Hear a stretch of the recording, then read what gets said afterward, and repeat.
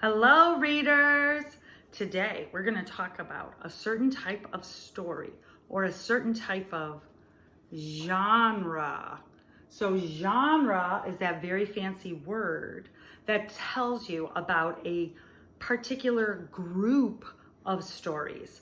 They take stories and they group them by the type of story they are, or by the genre.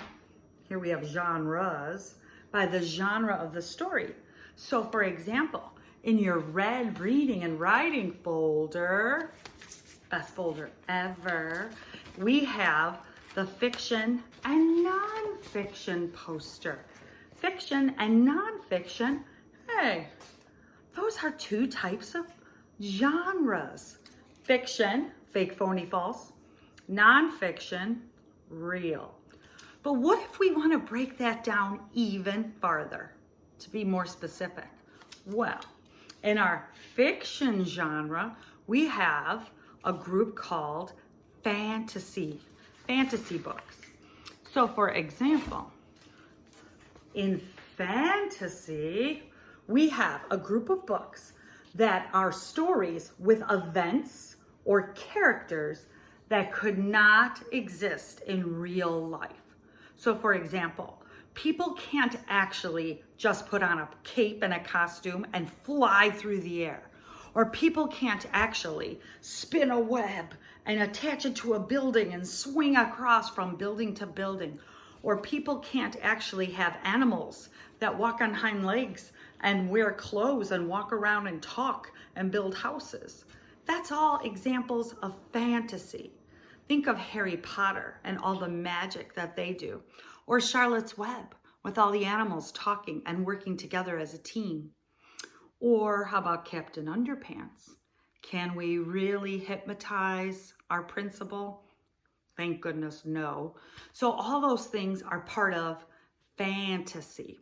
So we're going to read a story of fantasy today. And our story comes from our Journeys program. We have one of the leveled readers. It's called Lauren Otter, and it's an example of fantasy. Lauren Otter. Let's see what's up with Lauren Otter, and let's see if you can find examples of things that aren't real, could not happen in real life. So Lauren Otter. Let's see, by David Martz. When Lauren Otter's cell phone rang in her office on Monday morning, she wasn't working like a good lawyer should be. Instead, Lauren was swimming in her office pool. That was way more fun than work. And fun was what sea otters loved more than anything. Lauren kept swimming and the phone kept ringing. Finally, she climbed out of the pool. Oh, well, I guess even otter lawyers have to work sometime, she said. She flipped open the phone and put it next to her tiny fur-covered ear. You have reached the law offices of Lauren Otter, Legal Eagle, she said. If you have been in an accident or were the victim of... A scared voice on the other end of the line interrupted her. It was her friend, Sammy Seal. Oh, I'm thinking in my head, I wonder what happened to Sammy. Lauren, I need your help. Right away, Sammy said. I'm in the Rocky Beach jail, and they won't let me go. Lauren just giggled. She thought that Sammy must be joking. Sammy was the most honest sea creature she knew. He would never break the law. This is no laughing matter, Lauren, he said. The police arrested me this morning. They say I stole 100 clams from the Grand Bank. Sammy worked at the Grand Bank. He was very serious about his job. Suddenly, Lauren realized Sammy wasn't joking. I'll be right there, Sammy, said Lauren. Have you noticed any examples of fantasy so far? I know I heard some. Think about what couldn't be real. What couldn't happen in real life?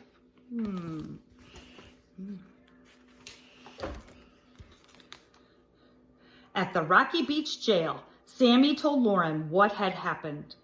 Lauren tried to pay attention to her new client, but she kept thinking about how much fun it would be to swing from the bars of the jail. A bank customer gave me 100 clams to save for him, Sammy said. At the end of the day, I put the clams in the safe, just the way I always do. Lauren took notes, but she was still thinking about swinging on those bars. But Mr. Shark in the loan department said I stole the clams, Sammy went on. The police are convinced it's true. They say they don't even have photos. They say that they even have photos to prove it. Don't worry, Sammy, Lauren Otter said. Photos can't prove you're guilty if you didn't take the clams. There's something fishy about that, Mr. Shark, and I'm going to find out what it is. Sammy felt better, but only a little. Lauren Otter was now swinging on the jail bars again. The next morning, all the sea animals gathered for Sammy's trial. When Judge Walrus sat down, everyone was still and quiet, except Lauren Otter. Woohoo! She shouted, sliding across one of those court benches. Lauren Otter, come to order, shouted Judge Walrus. Lauren returned to her seat. The trial began when Mr. Shark sat in the witness stand. Mr. Shark told his side of the story. The jury listened. The jury listened carefully, but not Lauren Otter. Look what I can do, Lauren shouted. She balanced a law book on her nose. Oh, Lauren. Lauren Otter, come to order, shouted Judge Walrus. Lauren returned to her seat. Then Mr. Shark showed the jury the photos taken by the bank cameras. As you can see, Mr. Shark said, these photos show Sammy Seal taking the 100 clams. A murmur went through the crowd.